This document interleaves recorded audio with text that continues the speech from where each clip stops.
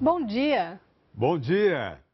As manifestações da cultura popular, músicas, danças, costumes, surgem espontaneamente, sobrevivem um tempo mais ou menos longo, sofrem modificações e, em geral, acabam sendo esquecidas. São poucas as que, por terem uma qualidade excepcional, conseguem se eternizar. A maior parte, passado algum tempo, sobrevive apenas em museus ou em estudos de pesquisadores do folclore. Mas no Brasil há um caso de resistência a essa fatalidade. Hoje você vai ver como os CTGs, os Centros de Tradições Gaúchas, estão conseguindo preservar e divulgar a cultura popular das zonas rurais do Rio Grande do Sul. Um movimento iniciado há pouco mais de 60 anos por um pequeno e ousado grupo de jovens. Este mês, o primeiro CTG, Centro de Tradições Gaúchas, criado no Brasil, completa 63 anos de idade.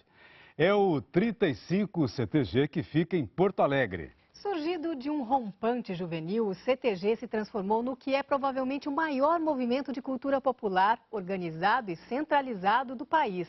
É o que mostra a reportagem do José Hamilton Ribeiro.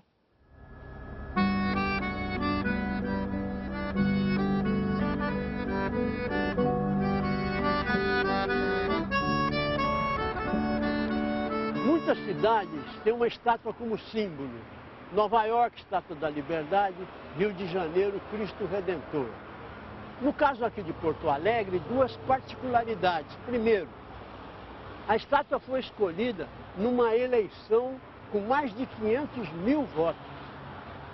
Segunda particularidade, essa estátua não surgiu da cabeça do escultor assim livremente. Ela foi baseada num modelo vivo, uma pessoa do mundo rural, o Paixão Cortes. Paixão, é bom ser estátua? É bom, mas é melhor a gente estar vivo.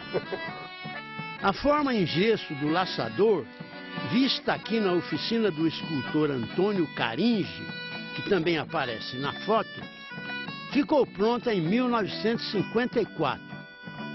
4 anos depois, foi inaugurada já em bronze, num lugar junto à entrada de Porto Alegre para quem chegasse pela BR-116. Nesta outra foto, mas isso já em 1977, Paixão se põe diante do laçador de bronze para mostrar como são bem parecidos o modelo e a estátua. Mas o que fez Paixão Cortes para se transformar em monumento em vida? Dancei, cantei, sapateei e tenho a minha família. Afora esses aspectos artísticos, duas coisas eu distingo. Estamos indo para uma criação de ovelhas, cenário da primeira coisa que o Paixão fez. É do tempo em que ele, depois de formado em agronomia, era especialista em ovinos da Secretaria da Agricultura do Rio Grande do Sul. A tosquia tradicional de ovelha no Rio Grande do Sul foi feita sempre com esse aparelho aqui, ó, que é uma tesoura, mas chama um corte de martelo, porque no seu movimento ela bate assim, parece um martelo baixando. Paixão foi contra esse corte porque, além de ter de amarrar as 4 patas da ovelha e eventualmente feri-la, produzia lã de segunda. E o tosador, ficando em posição incômoda, rendia pouco. Introduziu então a tosa por maquininha. Um país mais evoluído da ovinocultura é a Austrália. E eu aprendi com os campeões mundiais e trouxe para o Rio Grande do Sul o sistema de tosquia australiana. O segredo dessa técnica é o ovino não botar a pata firme aqui. Como ela está, ela está levantadinha para cima. Não tem como se apoiar, consequentemente não levanta. É só o jogo das pernas aqui, ó. Num livro sobre ovinos que escreveu na mesma época, Paixão propôs cortes especiais da carne de cordeiro e formas de melhor aproveitá-la. Ali no livro está esses aspectos ligados à criação, à tosquia australiana e 44 receitas sobre carne ovina. O importante é saber aproveitar o tipo da carne para um prato determinado. E aí a rentabilidade se torna muito maior.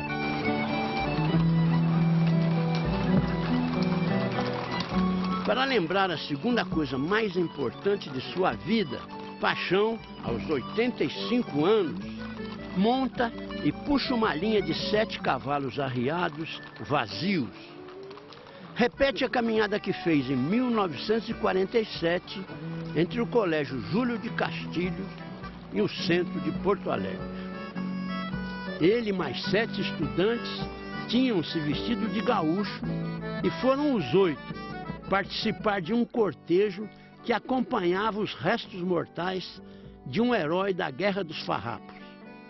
A Guerra dos Farrapos, que os gaúchos preferem chamar de Revolução Farroupilha, foi um movimento contra o Império na primeira metade do século XIX e que durou 10 anos.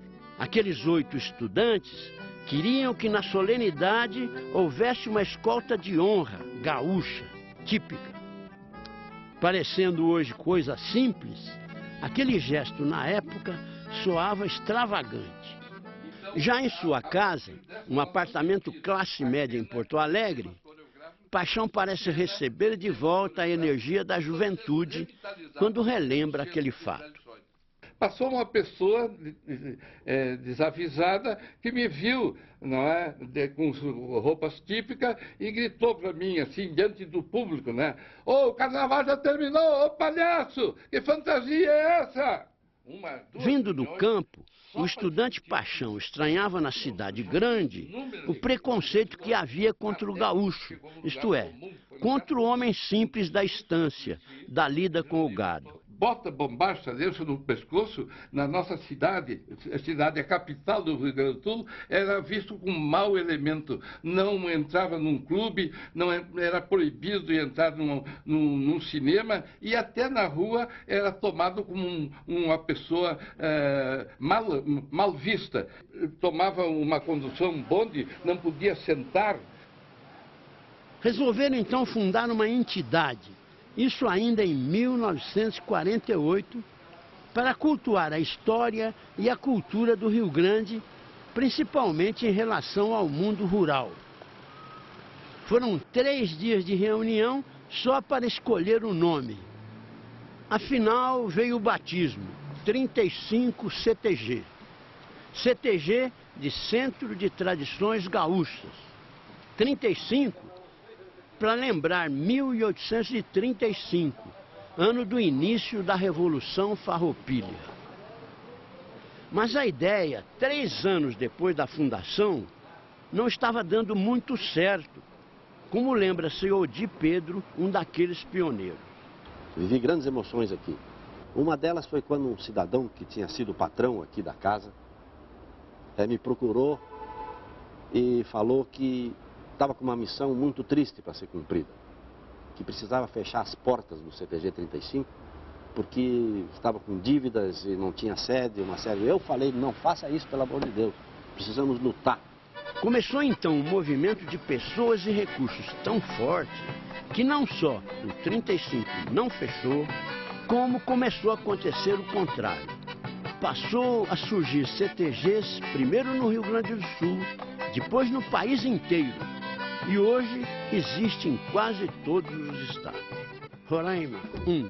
Acre, 1. Amazonas, 3. Rondônia, 33. Tocantins, 1.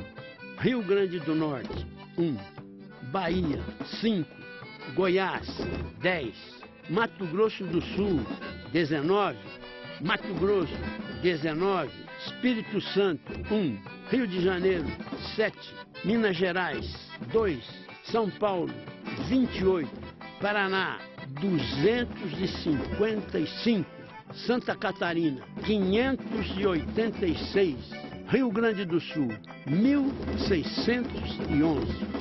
E existem 12 CTGs no estrangeiro. No Brasil, o CTG movimenta pessoas e recursos. Um dirigente nacional, seu Orival Bertolini, lembra que o CTG tem a parte esportiva, a parte recreativa e social, a parte campeira. Fixando-se, porém, apenas no aspecto artístico, músicos envolvidos, dançarinos de danças típicas, participantes de fandangos com roupa a caráter, o número de pessoas é grande. Nós podemos afirmar com toda a convicção que nós temos mais de 1 milhão de pessoas envolvidas apenas com a parte artística do movimento tradicionalista gaúcho.